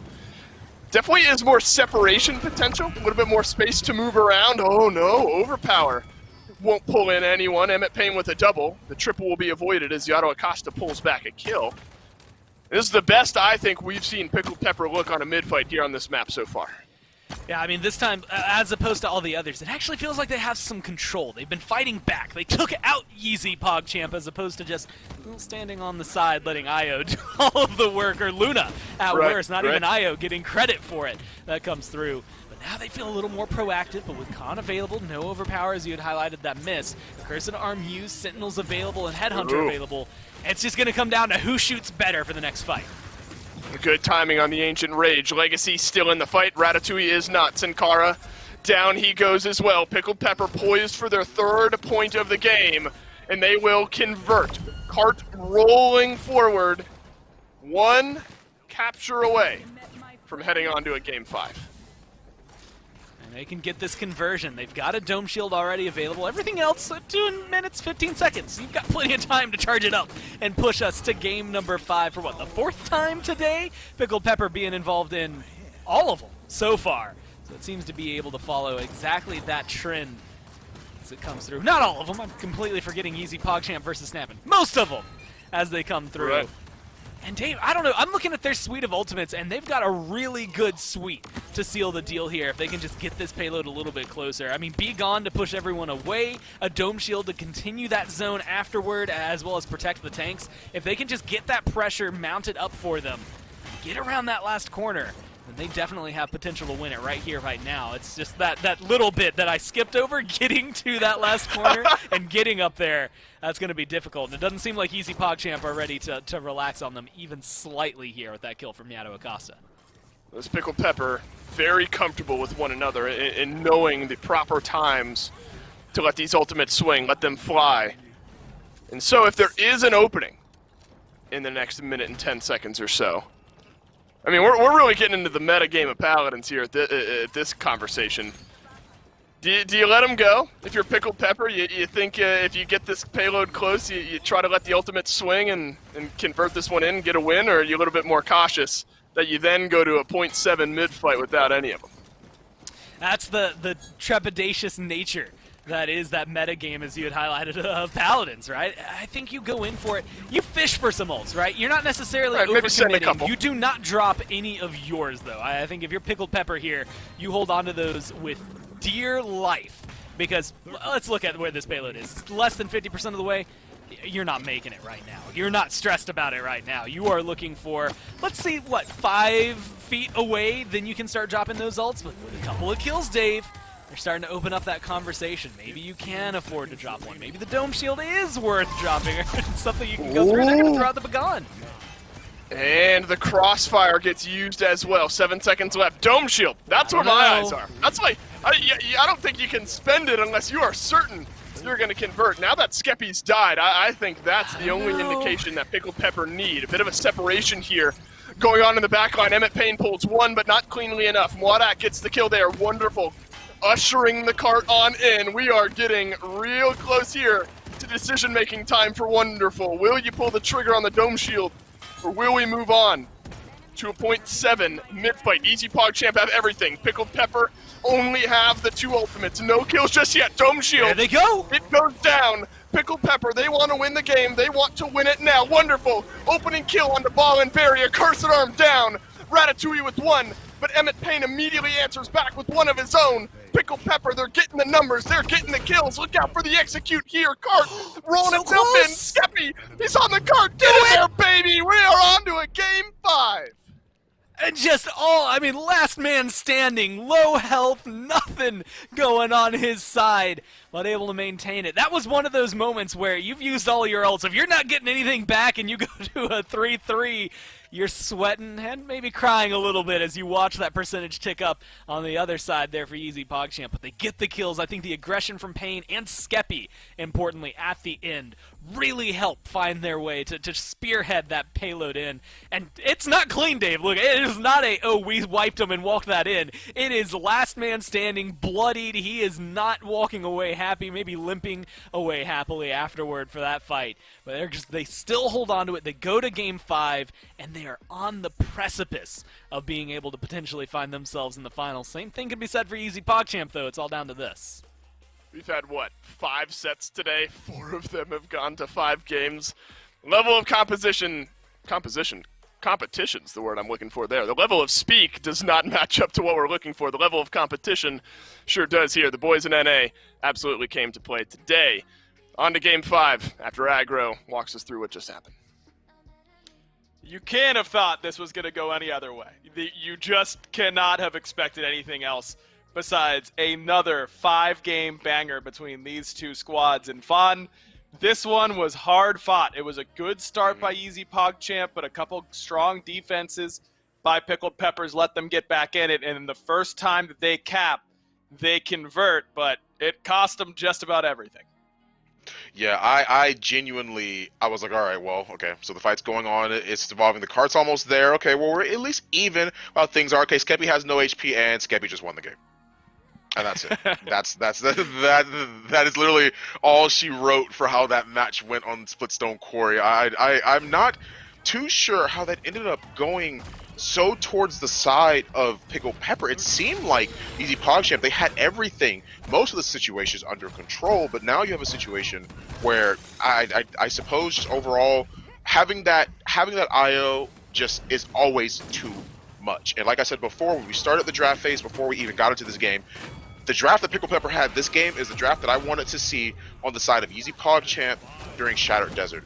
Seeing them be able to bring out the IO, have the Barret. He does a lot of damage. There's a lot that he has to worry about here.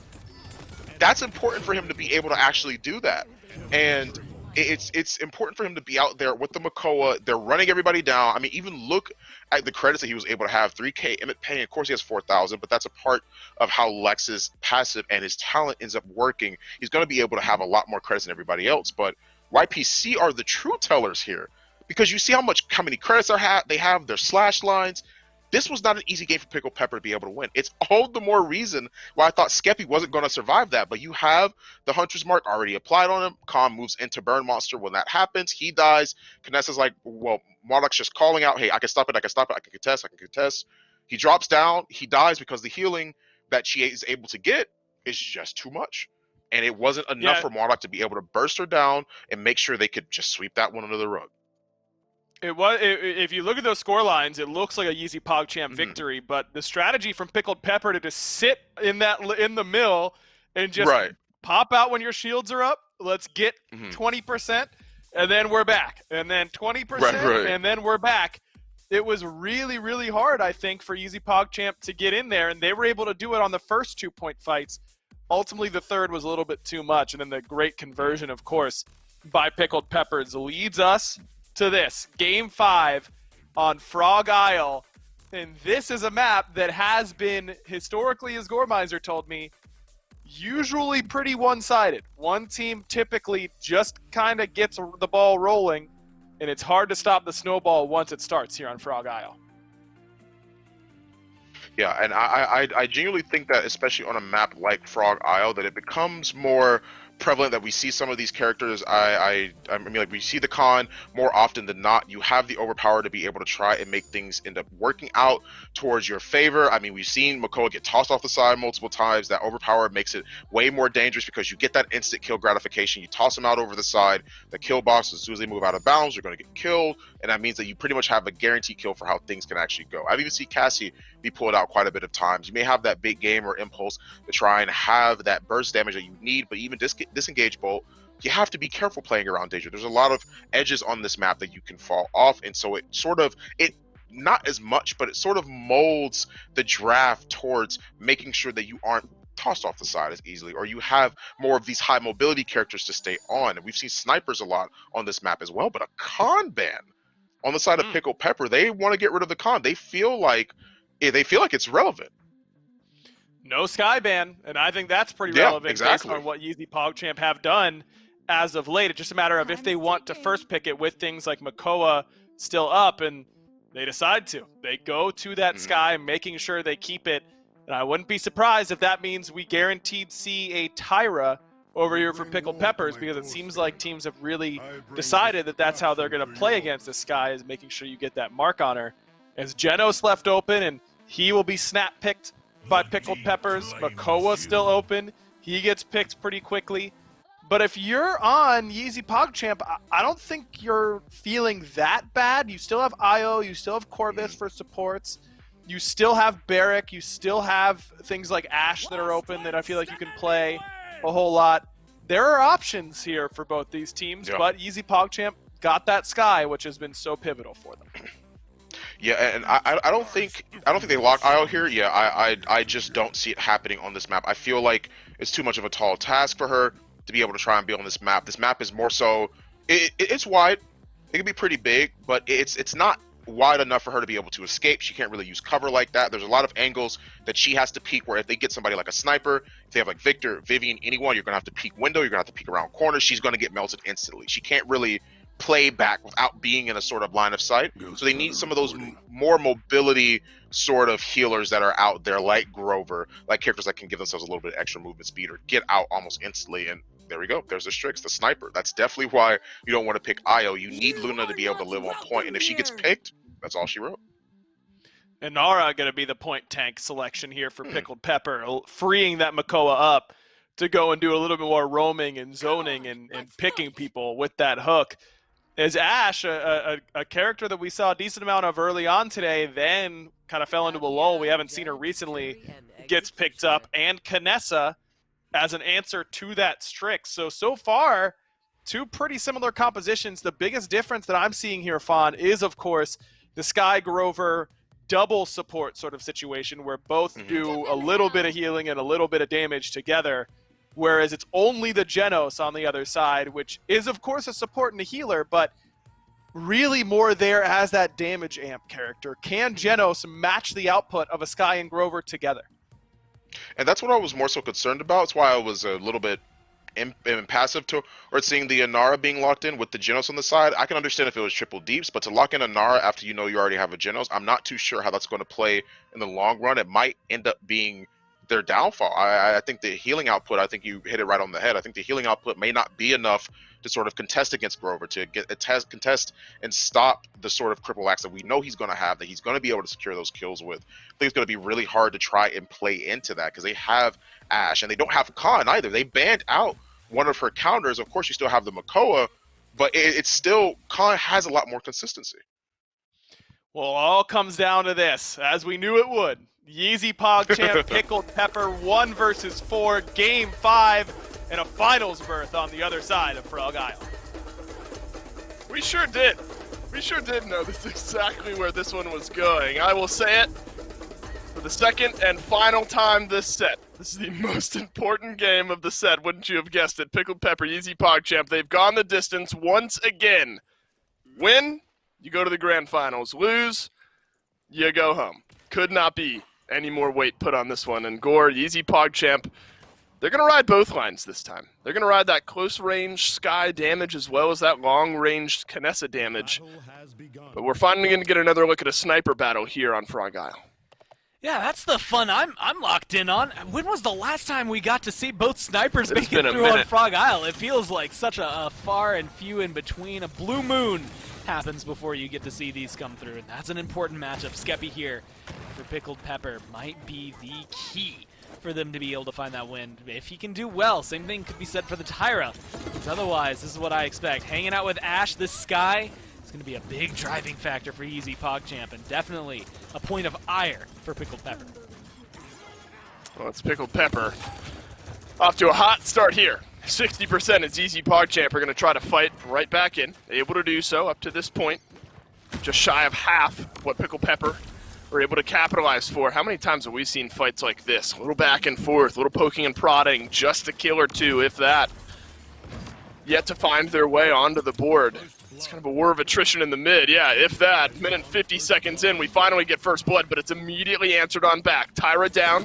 So is Ashe for the other team, though. How does that trade play out? We'll have to wait and see over the coming moments. YeezyPogChamp, though, not slowed down at all. This Barrack is going to keep himself right in range. Yado Acosta applies a little bit of damage over onto Wonderful, who walks his way away, keeps himself alive. Just a little bit longer, but there's way too much damage to walk right back in. Face first, flashbang flies on through. They have not finished off the kill onto Wonderful just yet, but Yado Acosta will remedy that around the left-hand side. Shell spin from Legacy is going to be needed. Shell spin from Legacy won't get used, and it won't save his life here. YeezyPogChamp on the board first. We just got to see two beautiful things. One is the classic knockoff from Ashe on Frog Isle. Feels great for a Game 5 to have that happen. But also, realistically, it's the Skye and showcasing a small little bit of meta knowledge and really just playstyle knowledge that comes through. What is Wonderful trying to do every time he steps away from the objective there? It's get to the out-of-combat healing. It's not necessarily let Genos throw another mark on him. It's just trying to stay alive and get something that revitalizes him. And it never comes through because every time it would start to tick through, Yado gets aggressive, much like they just did. Look, Dave, we talk about it. No one was on the payload, so it didn't get as much progress as it should have taken. But Frog Isle's a map. Once you start to snowball, you snowball hard. And that's what we're doing. Pickled Pepper, look, there is 1 point on the board. Pickled Pepper are probably already feeling nervous with the way that this game has started off here. But we've seen these big comebacks on this game and assert dominance from Ratatouille. Nearly gets the knockoff yet again onto Legacy, but he'll die off nonetheless. Skeppy, the next to go down. Wonderful will throw up the wall, but will it be enough of a divider to keep him alive? It sure won't. Yato Acosta with that one. Only Squishy's left alive. Cart goes in. YeezyPogChamp go up 2-0. I mean, just being able to find themselves that aggressive, that clean overall. 1 death on Ball and Berry throughout the entire round feels pretty confident for Frog Isle. And you have to. Again, when you pick this map, things can go very much in your favor and very drastically wrong. So I like the fact that they're able to steady the ship. Unfortunately, I mean, Pickled Pepper, again, a very slow roll, much like we saw in Splitstone Quarry, to try and approach this one. And it just didn't work out this time. I think it goes down to it. And, wow, wonderful. Going for the economy build. That's what I'm going to call that. Tier 1 as much as he can. All 4 of his items already locked in here. But none of them going to be as effective as what you'll see on the other side. The thing about this, though, is Wonderful had so much trouble getting healing last time, whether it was from feel or realistically from out of combat, just because we had Yato on the other side making sure to keep him going. Even if it was just a little poke, it didn't find the kill, just stopped him from being potent in the fight. Well, the time is now, Pickled Pepper. Can you answer the call? Emmett Payne sure can, but not quick enough. Ball and Berry answers back. 2-for-1 trade early on here. YeezyPogChamp, the beneficiaries.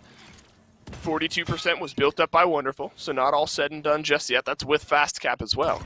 By the way, Sin Cara used his Dome Shield, I think, just a moment ago, so that one won't be back for the rest of this mid. Things have quieted down, though, Gore, and this barrack is just starting to build up. All that point cap time. Sin Cara not yet left to feel uncomfortable. It's a hook in on a Ratatouille. A shoulder bash finds its way into the back line. There's a kill from Emmett Payne. They've gotten rid of the Sky. Massive pick there for Emmett Payne to find. Ratatouille is still alive somehow. Emmett Payne will get that one as well. Sin Cara left alone with Legacy. That's an opening kill. Now for YeezyPogChamp on their way back in. Ball and Berry. Whirlwind is really just for one to keep Sin Cara in the fray, because look at Pickled Pepper. Look at their percentage. Nobody from YeezyPogChamp can get the overtime touch, and Pickled Pepper are on the board. A really well-placed wall there from Wonderful, and then just good kills from Pickled Pepper make that one a little more awkward. Once Yato goes down, it feels like all of their pressure around ramp disappeared. Ash can only do so much on her own, and unfortunately, it wasn't enough to keep things rolling. Also, some great shots from Skeppy, and now from downtown, a great seismic crash to keep things going. Might not follow up with a lot of damage or some crazy kills, but it keeps the stuns down, and actually ends up turning things on its head, but for YeezyPogChamp, not here in favor of Pickled Pepper. Not exactly the way you expect your ults to go when you're trying to get aggressive on Frog Isle. Yep. And this is the downside. Again, yes, you got that point, but that payload's not moving very far. A minute and 43 is an eternity on this map, but it doesn't feel like you have a lot of ground to work with, and I think it's going to take some time for Pickled Pepper to get this thing rolling again.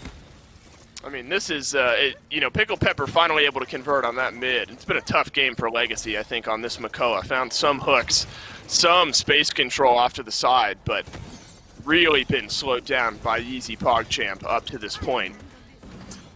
Able to assist on the kill there for Emmett Payne, so maybe starting to get the ball rolling. That's the 1-2 punch you're hoping for. Makoa and this Tyra combining for some good damage. Yato Acosta just sniped down by Skeppy. That's a small opening now, Gore, that Pickled Pepper can convert into a little bit of pressure as the cart will work its way around the final corner.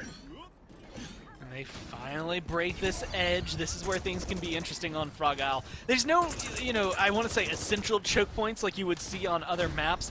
There's so many areas where things can go right and wrong. Right there, Yato feels one going wrong for him. And that's good. YeezyPogChamp still have that defender's advantage in the tense of it, but they're shredding through him. Skeppy, double kill on the Strix from the back line. Suddenly we might be looking at a tie game. Ratatouille burns away as the damage dealer starting to get it done. 2 for Skeppy, 2 for Emmett Payne, and all 5 down for YeezyPogChamp. We are indeed tied back up. Into a 2-2 mid-fight we go. Clean, I think, from there. A good re-engage coming down from Pickled Pepper, and like you said, Skeppy being able to make a big difference. He's 4-4-4. That slash line in and of itself doesn't really seem very flashy, but he's 3,000 damage above anybody else in the game, and the next highest is on his team, so it works out really well for you in terms of what you want out of this. 8-4-4 there for Pain. If they can repeat that round, things are going to look pretty solid for him. A Blue Mountain coming out from Pickled Pepper. A lot of Havens, some resilience coming through, as well as a little bit of Illuminate, which is going to cause trouble for Yato Acosta on the other side. Control the sky, it seems like. Control the game. That's going to be the play that can win them this round. Legacy is 1-6-8, but on a 5 streak. He's been doing most of his effectiveness over the last couple of minutes. A wonderful stay alive. He cannot hear. Oh, and out of right field, the Ratatouille slams down. That's an assert dominance into the back. And YeezyPogChamp finding the opening kills. This is the most aggressive we've seen either of these teams be on either of these mid-fights that we've had so far. And it's paying off. 60%. They're going to have the zones. They're going to have the dismounts through time and space. Will not find the snipes. At 75%, all of the dismounts are in, except for maybe the most important one, and that's onto the Makoa. Shell spin right on through. Here comes the shoulder bash from Ratatouille. Mwadak opening kill from the back line. Wow. Here come the dominoes. YeezyPogChamp sweep through Pickled Pepper. Point number 3 takes onto the board. And that feels like it should be the end. They still have a long, arduous push after that to try and find the 4-2 win. Pickled Pepper. Gore, I'm scared. Last time this happened, I mean, with the way this has gone, it's been 2-0. Your number 1 seed is back against the wall for another time today. But look at the kills. Yato Acosta goes down. Ash incredibly low. Ratatouille finally getting taken care of. It's feeling good for Pickled Pepper. Maybe not the most comfortable position to be in. We saw what just happened. Yes, you can make a defense, but 2 minutes, well, that's years on this map in terms of what it can do and how much time you have to play with. They do still have to regroup and recoup on the side of YeezyPogChamp, and with the shots coming through here from Skeppy, it's not going to be that easy. This has got to go to .7, right? I mean, it's at this point. Gore, you and I, we did a Game 7 .7 at Worlds last year, I suppose. Our first cast together this year. Maybe it makes, and it was on Frog Isle. Maybe it makes sense that we do a Game 5 .7 on Frog Isle. Keep but it going. YeezyPogChamp will have something to say about it. Watch out, Yato Acosta around the corner, already with 2, triple kill for Yato. Smoke bomb goes down. Genos working his way back into his 4. base. Feel will survive. No quad there. But the card is far enough away that that triple kill will not decide the game just yet, but definitely dictates the pressure. Illuminate's going to be so crucial here. They have the vision. They should be able to get Yato a little bit sooner than Yato is used to here, and that's going to mess with the way he pokes as the Sky. But when you're playing this aggressive, I don't think you're looking for the poke. You don't care about the stealth. You just want the kills. Yato Acosta's got 2 legacy exit stage right. Mwadak, he's got 1 as well. YeezyPogChamp, they can smell it, they can feel it. Grand finals on the other side of the line. Field's got to make a miracle play. Come on, Art, you're moving too slow for me. YeezyPogChamp knocking on the door. Can Makoa get there in range? The answer seems to be no. YeezyPogChamp have gotten it done. Down goes the 1 seed. YeezyPogChamp onto the finals. Twice today, the mettle of the 4th seed was tested by going up against the 1 seed. Once, in a not so important match, just the first one of the day, see what you have, they win it there. Second time, it's elimination time, and they show up to play again, Dave. I mean, impressive from YeezyPogChamp what we have seen out of them today, and now they get that rematch shot towards Snappin'. It's insane. I mean, our summer finalists gone out of the tournament. The 1st seed, the team that only lost 1 set throughout all of Phase 2, gone out of the tournament, and now it's coming down to these last 2 to see who can come out on top in North America. Gore, it all comes down to who shows up on the day. And it was YeezyPogChamp today that did drop down to that loser's bracket, but now has a chance to turn things around in the grand finals. We'll get there in just a moment, but first, Aggro will help us break down the set. Congratulations to YeezyPogChamp, an unbelievable run that has not ended quite yet. They move on to the finals to try and get their revenge up against Snappin'. And Fawn, I just can't get over the fact that Pickled Pepper lost 1 set in Phase 2. 1 set in all of Phase 2, and they lost 2 sets in a row to YeezyPogChamp today. That is unbelievable. Yeah. I think it's something so amazing about the World Championships for Paladin specifically, because last year we witnessed Renegades beat Na'Vi. We witnessed them take on a lot of these Titans. We witnessed Pittsburgh Knights beat Na'Vi for their spot at the World Championship, and now here we are, 4th seed, maybe the underdogs of the situation, not expected to go up against Snappin, against anyone else that would have been able to try and put a stop to them. Here they are beating the number 1 seeded team, like you said, that lost only 1 set this entire time. And I am so glad we're seeing this replay, because it's all about the Sky today. That is the story. The story is Sky. Sky, a character that we haven't seen for most of the season of Phase 1. Don't believe most of the season for Phase 2 as for Phase 2 as well. And we have a situation now where she's brought out in a composition that works for them. A character that Smoke and Daggers sort of shows that it's almost like shaping the meta right now. Not one time do we see Debilitate or any other talent other than Smoke and Daggers today. And it shows the sustainability, the livelihood that it's able to bring to a lot of these drafts, and it really benefits a lot of different people. And he ends the game 13-4 with it. Mwadok 10-2. What a team to be able to bring out something so new. It feels fresh almost to see her so consistently, not in the way of 2019 where we saw Sky being taken against Debilitate against exactly these two characters, Makoa and Inara, but we see it here in a new form, in a new way. And I think this is something so interesting to be able to truly witness the potential that they've been able to bring out of this character. Super awesome to see that. Been super fun to watch. Got to shout out Ratatouille as well. That little double kill at the very end really facilitated by the Ashe, and that's what set up the game-winning push. An unbelievable run for YeezyPogChamp, and like I said, they can't celebrate quite yet. They are just 3 maps away from being the best team in North America this year. Snappin is awaiting the team that they just defeated 3-2 in the topside semifinals. Remember, because Snappin has not dropped into that loser's bracket, they will be entering this best of 5 with a 1-game advantage. So just 2 maps from being crowned the Paladins World Champions here in North America this year.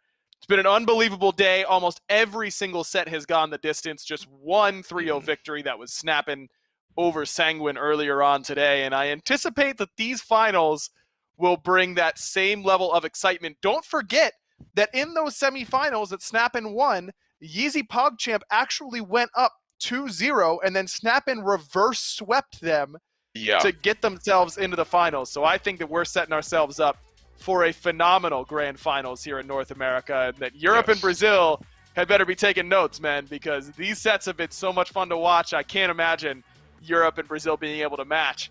Something tells me I think they will anyways. That's just the way it's been so far here in competitive Paladins this year. Make sure you guys are not going anywhere. Grand finals, North American victors being crowned right on the other side of this quick break.